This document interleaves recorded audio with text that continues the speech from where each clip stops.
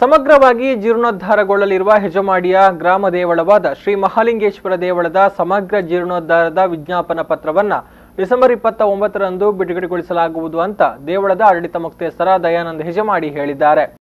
ಅವರು ಕಾಪು ಪ್ರೆಸ್ ಕ್ಲಬ್ನಲ್ಲಿ ಸುದ್ದಿಗೋಷ್ಠಿಯಲ್ಲಿ ಮಾತನಾಡಿ, ಶ್ರೀ ದೇವಳದ ವಠಾರದಲ್ಲಿ ಬೆಳಿಗ್ಗೆ 9:30ಕ್ಕೆ ನಡೆಯುವ ಸಮಾರಂಭದಲ್ಲಿ ಪುತ್ತಿಗೆ ಮಠಾಧೀಶರಾದ ಶ್ರೀ ಸುಗಣೇಂದ್ರ ತೀರ್ಥ ಶ್ರೀಪಾದರು ಆಶೀರ್ವಚನವನ್ನ ನೀಡಲಿದ್ದು, ಮುಜರಾಯಿ, ಬಂದರು ಮತ್ತು ಮೀನುಗಾರಿಕಾ ಸಚಿವ ಕೋಟಾ ಶ್ರೀನಿವಾಸ ಪೂಜಾರಿ ಅವರು ವಿಜ್ಞಾಪನಾ ಪತ್ರವನ್ನು ಬಿಡುಗಡೆಗೊಳಿಸಲಿದ್ದಾರೆ.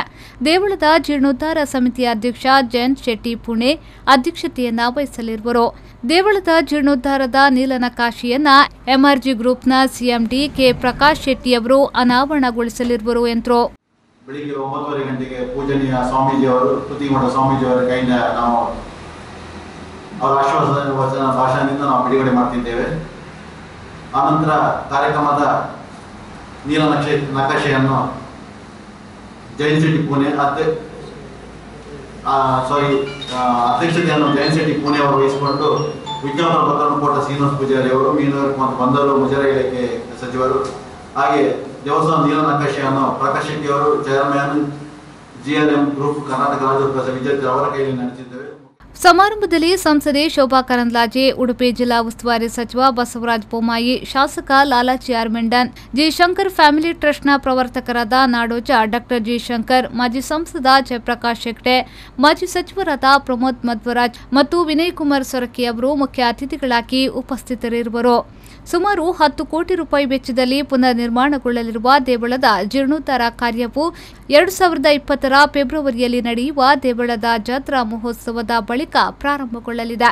2021ರ ಫೆಬ್ರವರಿಯೊಳಗೆ ಪುನರ್ ನಿರ್ಮಾಣ ಕಾರ್ಯ ನಡೆದು ಬ್ರಹ್ಮಕಲಶೋತ್ಸವ ನಡೆಯಲಿದೆ ಎಂದು ದಯಾನಂದ ಹೆಜ್ಮಾಡಿ ಹೇಳಿದರು.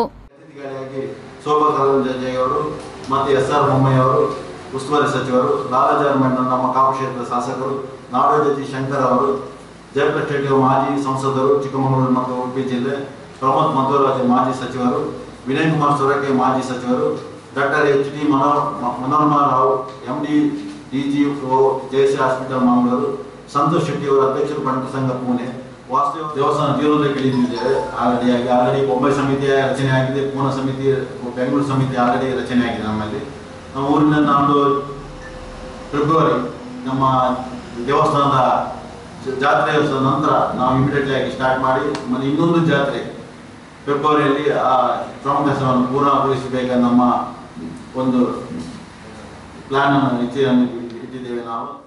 ಸುದ್ದಿಗೋಷ್ಠಿಯಲ್ಲಿ ಸಮಿತಿಯ ಕಾರ್ಯಾಧ್ಯಕ್ಷ ಕೆ ರಘುಪತಿ ರಾವ್, ಉಪಾಧ್ಯಕ್ಷರಾದ ಜಿನ್ರಾಜ್ ಬಂಗೇರಾ, ಸುಧಾಕರ್ ಕರ್ಕೇರ ಮತ್ತು ಹರೀಶ್ ಶೆಟ್ಟಿ, ಸದಸ್ಯರಾದ ರವೀಂದ್ರ ಕೋಟ್ಯಾನ್, ಸಚಿನ್ ನಾಯಕ್ ಉಪಸ್ಥಿತರಿದ್ದರು. ಸುರೇಶ್ ಶರ್ಮಾ, ವಿ4 ನ್ಯೂಸ್ 24 7 ಪಡುಬಿದ್ರೆ.